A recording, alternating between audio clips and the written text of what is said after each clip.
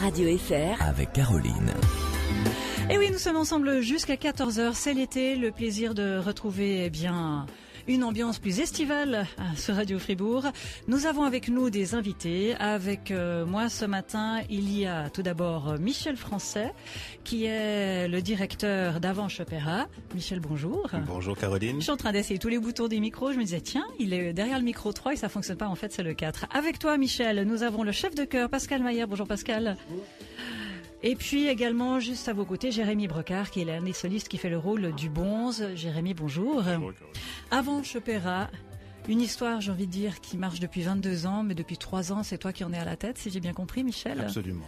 Parcours quand même surprenant, parce que moi, j'ai connu Michel il y a très longtemps, pour la petite histoire comme ça, en intimité. Ouais. C'était plutôt le rock, le pop. Comment est-ce qu'on passe du rock-pop à l'opéra? À l'opéra, c'est une belle histoire parce que tout simplement, je préparais mes valises pour partir en vacances quand j'ai reçu un téléphone du conseil de fondation qui me disait, écoute, voilà, on cherche un directeur pour reprendre la direction générale de l'opéra. Est-ce que ça t'intéresse? Pars en vacances, t'as 5 jours, quand tu reviens, on veut ta réponse. Voilà. En gros, c'est comme ça que ça s'est passé. Je suis parti en vacances, j'ai bien réfléchi et en fin de compte, je me dis que dans la vie, il faut prendre des challenges. C'était un challenge extraordinaire que je ne regrette pas et que je suis très heureux de porter à bout de bras. Mais ça se voit, t'as les yeux qui pétillent, t'as l'air vraiment heureux. La vie est belle. La vie est belle. Quant à vous, messieurs, vous connaissiez, je ne sais pas depuis combien de temps vous collaborez avec Michel, notamment Pascal. Alors moi, ça fait 20 ans que je travaille au festival comme chef de chœur. Donc du coup, quand il a débarqué, ça... Ah, c'était tout neuf aussi pour moi. Voilà, ça fait 3 ans qu'on connaissait pas. Et content de cette collaboration? Absolument, oui. Et vous avez rejoint la grande famille, en tout cas pour cet opéra. J'avais déjà chanté dans Carmen. Je crois que c'était la première. C'était ma première édition. J'ai chanté Tsuniga, de nouveau un méchant encore. Pourtant, vous avez l'air tellement gentil. Oui, c'est pour ça qu'il faut du maquillage. En fait, c'est la voix. Voilà, c'est votre voix ça qui fait que vous avez la voix pour faire le méchant. Exactement, pour faire peur aux enfants. Non, cette année, les familles sont invitées à venir à Avanche Opéra. On aura le plaisir de découvrir tout ça d'ici quelques minutes. Le 10-14 de l'été. Ensemble jusqu'à 14h et de 10h à 11h, Avanche Opéra s'offre à nous. Nous sommes accompagnés par Michel Français, qui est le directeur du festival, le chef de chœur Pascal Mayer et Jérémy Brocard, l'un des solistes qui fait le rôle du bonze. Il nous disait tout à l'heure qu'il est un habitué des rôles des méchants, et ce, grâce à une voix bien basse. Avec le sourire tout de même, semblerait-il. Michel, Avanche Opéra, une aventure que vous vivez depuis 3 ans, 22e édition tout de même pour Avanche Opéra. Quel est le regard que l'on peut porter sur 22 ans? Là, il faudra que je me tourne vers Pascal parce que vous êtes un peu le vieux routard de l'histoire. Absolument, oui. Bon, j'ai pas fait les deux premières productions. J'ai été engagé dès la 3e.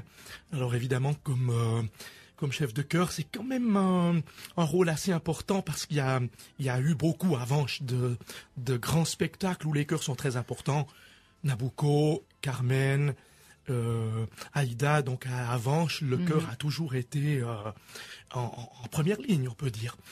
On a commencé avec un chœur amateur, puis le chœur s'est professionnalisé. Maintenant, c'est un chœur exclusivement professionnel. Donc la qualité, je dois dire, du festival n'a cessé de monter, dans ces 22, 23 ans, ces 22 ans. Ça, je pense que c'est un immense atout du festival. On doit aussi dire que d'abord, on doit rendre hommage à Monsieur Fontana qui a créé ce festival, qui a eu un culot impressionnant, et ça marche. Mais une idée géniale, les arènes, mais c'est juste fabuleux. Absolument. Quel endroit c'est unique. Voilà. Et puis je dois dire qu'avec Monsieur Vigier, directeur de l'Opéra de Lausanne, la qualité des solistes, la distribution, je trouve aussi les qualités des mises en scène, on est encore monté d'un cran. Metteur en scène, il n'est pas toujours présent sur chaque version. J'ai vu qu'il y a eu parfois d'autres metteurs en scène. Cette année, c'est son tour. Comment cela se goupille? Comment s'effectue ce choix justement d'un directeur plutôt qu'un autre? Alors Éric Vigier, c'est le directeur artistique d'Avanche.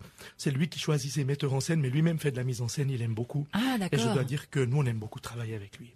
Puis c'est des mises en scène qui sont très efficaces. On a assez peu de temps pour travailler dans ces arènes. Vous faites un opéra dans une maison, vous pouvez bloquer la maison 1 mois, 2 mois. À Avanche, un petit mois. Un petit mois, exactement. On peut pas. De 4 à 5 semaines maximum. C'est tout? Oui, c'est ça. Et chacun répète chez soi. et tout le monde arrive. C'est ça qui est extraordinaire parce que par contre c'est une grande famille parce que tout le monde répète chez soi, tout le monde arrive petit à petit. D'abord les solistes, après les chœurs, les solistes, après les chœurs, après il y a l'orchestre qui vient se joindre. Et ce qui est fantastique, c'est que chaque jour la famille grandit et au final, c'est le feu d'artifice. Vous aussi, vous avez répété chez vous, Jérémy? Ah bah oui. Vous faites comment quand vous répétez chez vous? Devant un miroir?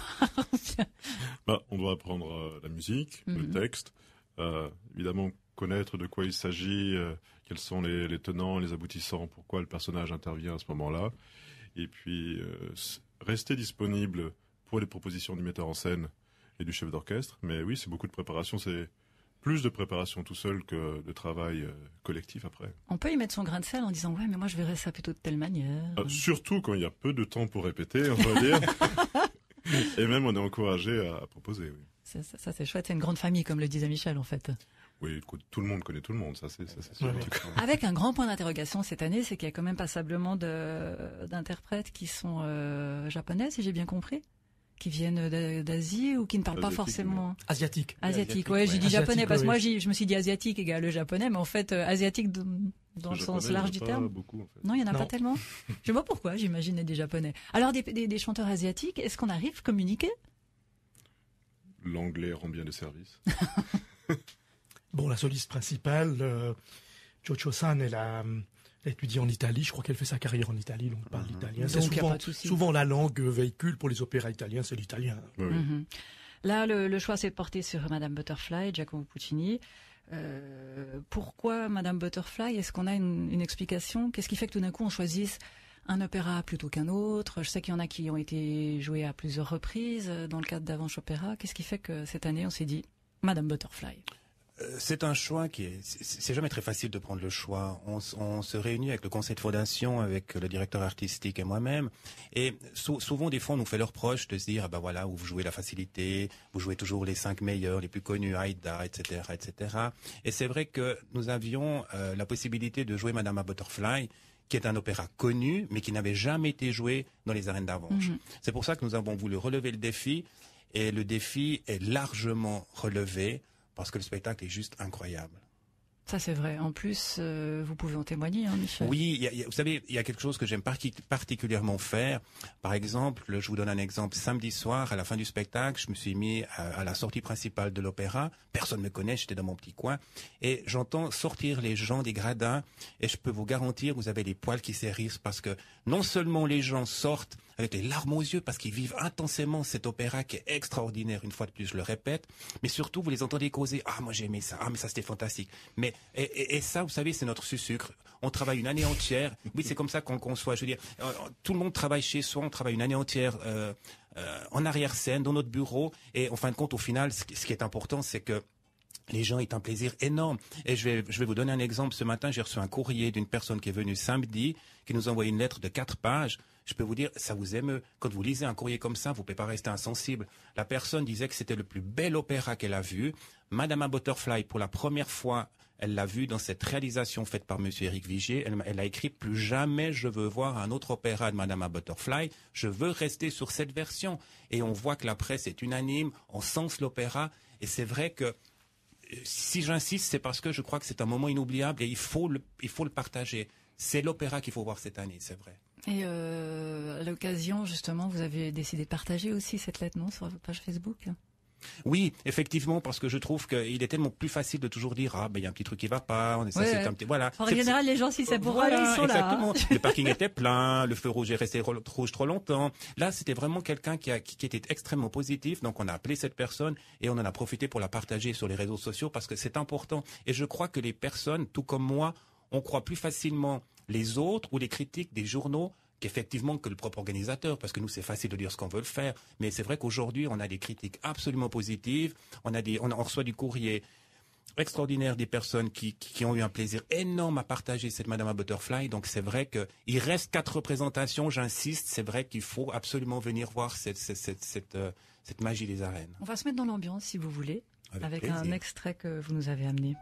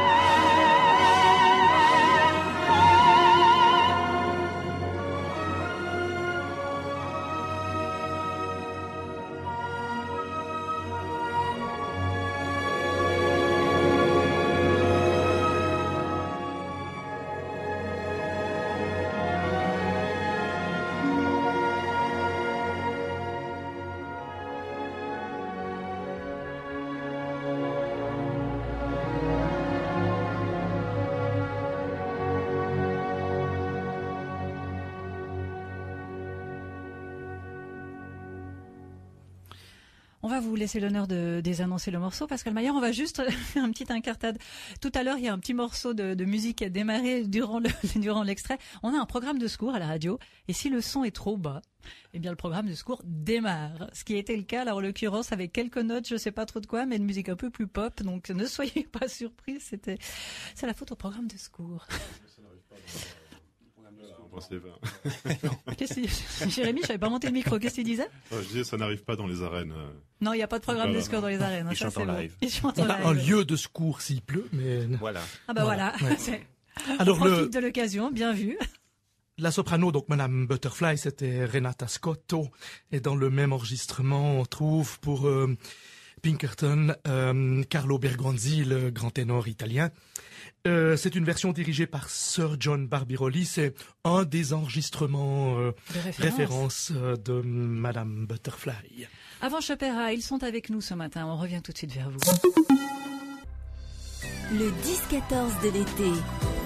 Tous à Avanche Opéra qui vous attend encore pour 4 représentations, accompagné aujourd'hui par Michel Français, le directeur du festival, Pascal Mayer, chef du chœur, Jérémy Brocard, qui est l'un des solistes et qui fait le rôle du bonze. Parlez-nous un peu de vous en tant que méchant. Parlez-nous de votre rôle quelque peu, Jérémy. Alors, en fait, le bonze arrive au milieu du mariage de Madame Butterfly, Cho-Cho-san, et du soldat américain Pinkerton.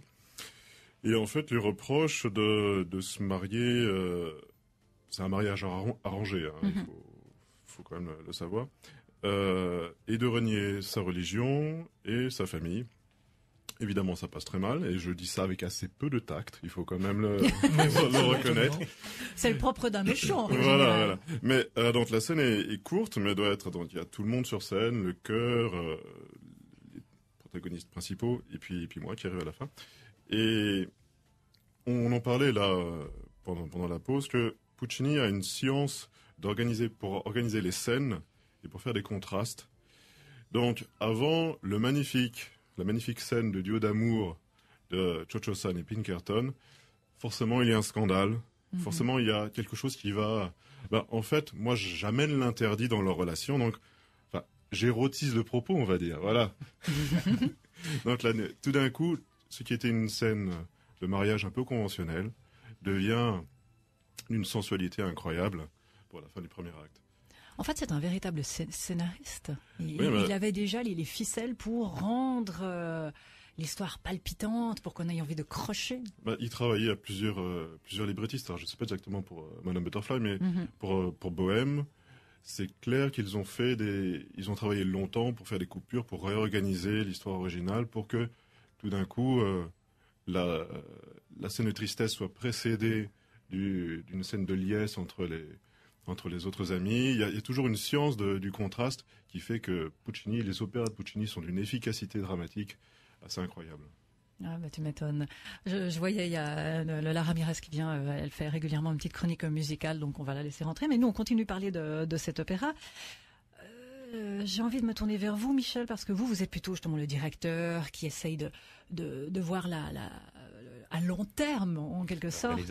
Voilà, justement. Et puis vous avez dit, un opéra avant, je sais bien, mais on a un public cible pour l'opéra. Comment faire pour être plus attractif, pour que les familles puissent profiter de venir et de participer à l'opéra, pour que même une personne qui est à l'AVS ait l'occasion de venir, parce qu'on n'a pas forcément toujours les moyens de s'offrir certains spectacles. Il y en a qui sont très chers. Mais oui, vous avez tout à fait raison. C'est vrai que j'aime un petit peu comparer l'opéra avec le golf. C'est vrai que le golf, pendant très longtemps, on a pensé que c'était réservé à une certaine élite de personnes. Et aujourd'hui, ce que nous avons voulu faire, c'est démocratiser, c'est massifier l'opéra. Je m'explique en quelques mots, c'est-à-dire que aujourd'hui, déjà depuis un billet à 40 francs, vous pouvez venir assister à l'opéra d'Avanche en place assise sur les gradins. Et c'est vrai que c'est une chose qui est totalement nouvelle et unique pour Avanche Opéra. Et on reçoit des messages de soutien et de remerciement parce qu'effectivement, pas tout le monde a les moyens de pouvoir s'offrir une place en première catégorie. C'est vrai qu'il faut aussi penser à des personnes qui ont une retraite peut-être un peu légère ou tout simplement des jeunes qui désirent une fois venir et s'offrir un opéra en se disant écoute, voilà, on fait le pas, on y va. Si ça nous plaît, tant mieux. Si on a des reproches, tant pis. Et en plus, c'est vrai que les jeunes, jusqu'à 25 ans, on leur offre encore le 50% sur le prix de la place. Donc ça veut dire qu'on a même un prix famille, 2 adultes avec 1 ou 2 enfants, pour 100 francs, vous assistez dorénavant à l'Opéra d'Avanches. Donc ça, c'est totalement unique et nouveau, et on encourage effectivement les personnes à venir découvrir, si ce n'est que pour la première fois, un magnifique opéra. Surtout que celui-là, il fait vraiment l'unanimité.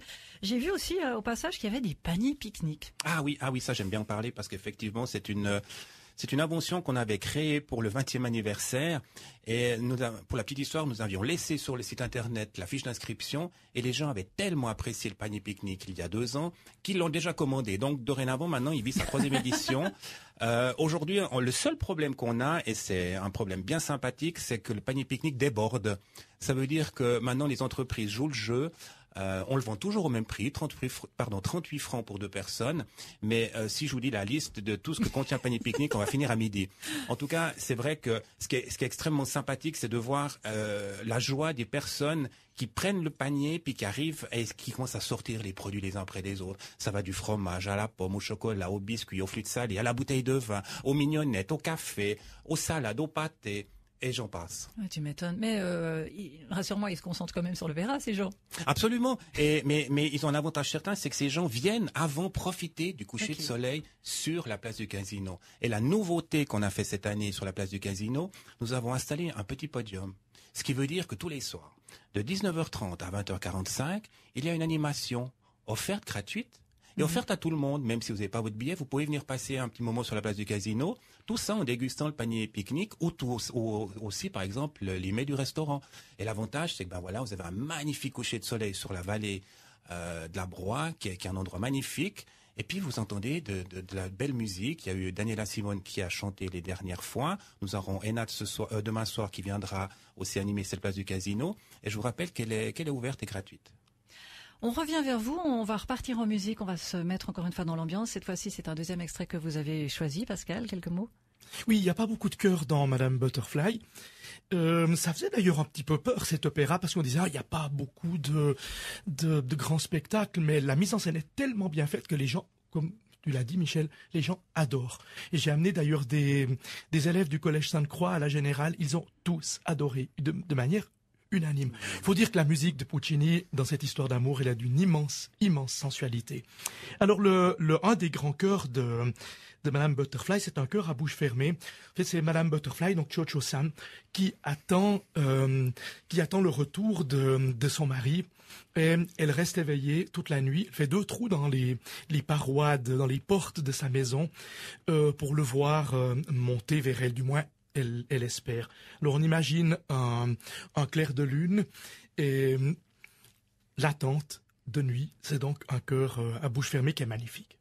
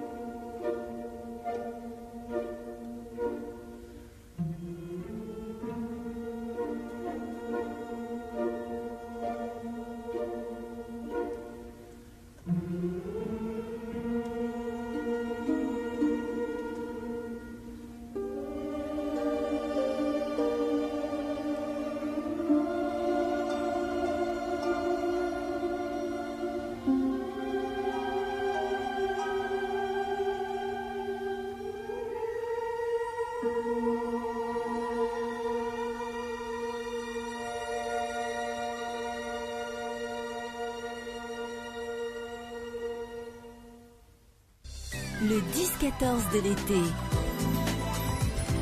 Dernière ligne droite avec nos invités ce matin. Avec nous, Michel Français, directeur du festival Avanche Opéra, le chef de chœur Pascal Mayer et Jérémy Brocard, l'un des solistes. Vous êtes quoi, une dizaine de solistes, me semble-t-il, Jérémy? Oui, à peu près. Il y a 4 ou 5 solistes principaux et puis des rôles secondaires. Et vous êtes le seul qui avait l'habitude de vous lever tôt le matin pour venir à la radio? On n'est pas beaucoup francophones, on va dire. Oui, voilà, donc tu n'avais pas le choix, quoi. C'est toi qui dois t'y coller.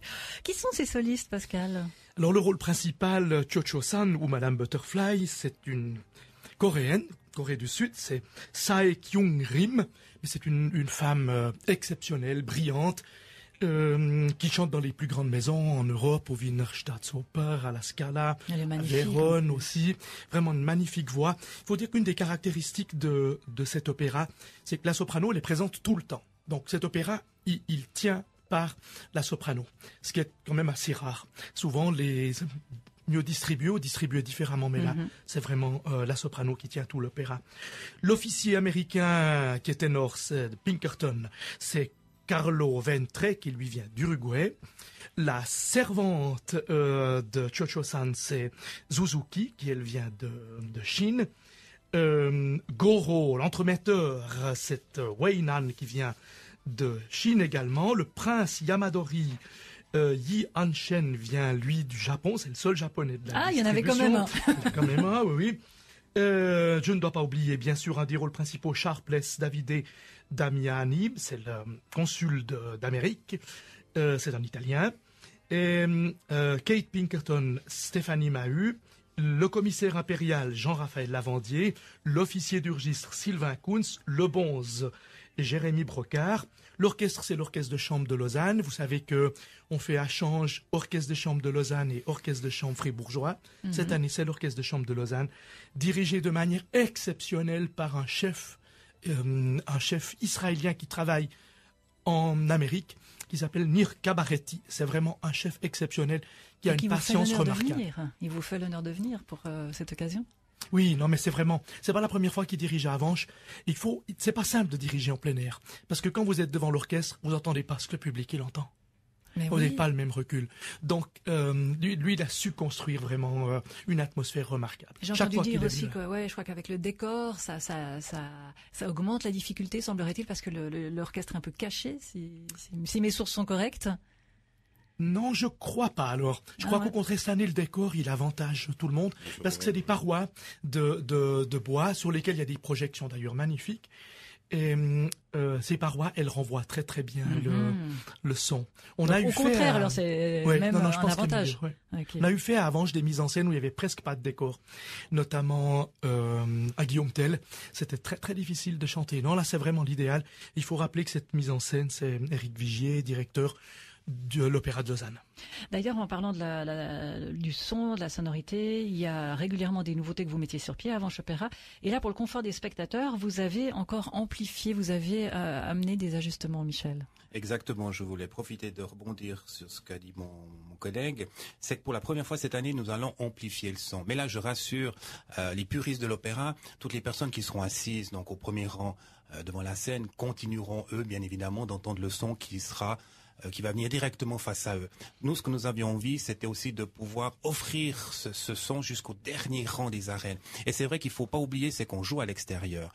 Tous les soirs, de 21h jusqu'à 22h, vous avez des bruits urbains, vous avez des oiseaux, des voitures qui passent à l'extérieur. Donc, il y a ce mélange de bruit qui peut faire que parfois, des fois, on n'entend pas assez bien le son. Donc, c'est vraiment des micros d'ambiance. Tout ce qu'on a voulu faire, c'était prendre le son depuis le devant de la scène et le porter jusqu'au dernier rang. Donc, effectivement, on amplifie légèrement le son, mais effectivement, faut pas s'attendre à trouver une sonorisation de concert rock. Non, mais on est dans un cadre. Et je dois vous dire effectivement que le résultat est assez exceptionnel parce qu'effectivement, maintenant, vous entendez toutes les notes de musique, vous entendez jusqu'au dernier rang et c'est vrai qu'il faut penser à ces personnes qui sont aussi assises au fond de la salle. Et vous l'avez fait, c'est tout à votre honneur. En parlant justement des améliorations, des choses que vous avez mises sur pied, je crois que vous vous êtes intéressé également aux horaires des trains pour que ça puisse convenir à tout le monde. Bien sûr, on essaye aussi de faire en sorte d'offrir le maximum de confort. Et cette année, en commençant un petit peu plus tôt et en finissant aux alentours des 23h45, ça va permettre à nos amis bernois de pouvoir justement prendre le dernier train qui va partir d'Avanches aux alentours de minuit 12. Voilà, je retrouve mon billet. Donc, ce qui veut dire que nos amis bernois peuvent prendre le dernier train pour rentrer chez eux. Magnifique. On revient quand même à cet opéra parce qu'on a bientôt terminé notre interview. Il nous reste 4 minutes, mais l'histoire, peut-être que pas tout le monde la connaît en fait, parce qu'on parle depuis bientôt 1 heure de Madame Butterfly. Mais quelles sont un peu les grandes trames de l'histoire? On aurait dû commencer par ça. Oui. Ouais, hein. Donc on commence par la fin. Voilà. Donc l'histoire, Madame, l'officier américain, officier de marine américain. Et Pinkerton décide d'épouser une geisha, Cho-Cho-san, dite Madame Butterfly.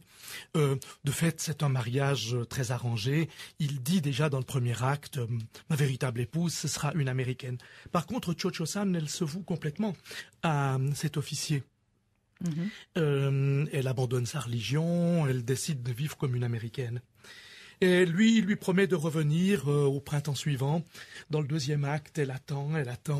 De fait, il ne revient pas pendant 3 ans.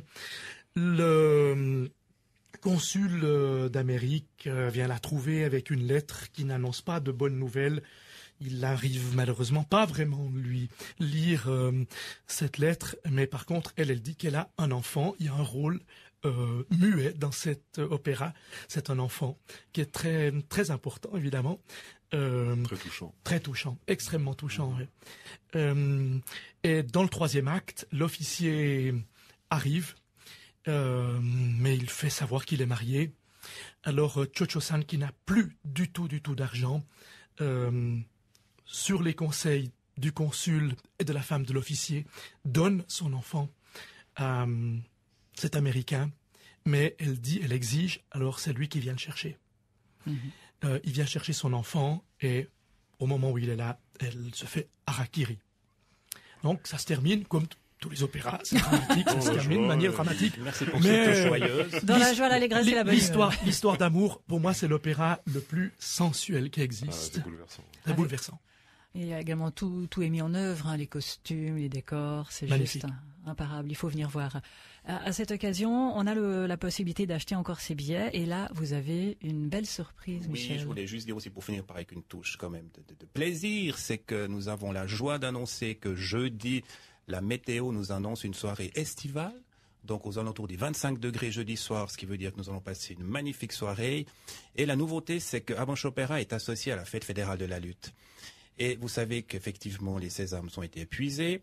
Nous allons offrir jeudi soir, dès 19h30, pour chaque billet acheté pour le spectacle de Madame Butterfly jeudi soir, vous recevrez un pass qui vous permettra d'assister gratuitement à la cérémonie d'ouverture de la Fête fédérale de la lutte qui aura lieu le vendredi 26 août. Qu'on se le note. Qu'on se le note, je les ai reçus ce matin, on tient le premier sésame entre nous. Voilà, ça sera pour la tribune B. Place gratuite, assise. Voilà. Donc, il faut venir jeudi, on achète ses billets sur place, et si on fait partie des 200 premiers, on reçoit le sésame pour la cérémonie d'ouverture de la Fête de la lutte. J'ai tout compris? C'est ça. Parfait. N'en jetez plus, la cour est pleine. Je vous remercie d'être venu présenter Avanches Opéra, cette 22e édition avec Madame Butterfly. Michel Français, le directeur du festival, Pascal Mayer, le chef du chœur, Jérémy Brocard, l'un des solistes, il fait le rôle du bonze. Votre mot de la fin, Jérémy, ce serait quoi? Un joli rire. Le piège. Pas grave, Pascal. Il faut rappeler les prochaines représentations. Donc jeudi, il fait beau. Samedi, il fait beau. La suivante, c'est mardi. Et puis la dernière, ce sera vendredi 15. Et quant à vous, Michel, le mot de la fin, ce serait? Pérennité, croyons, venez.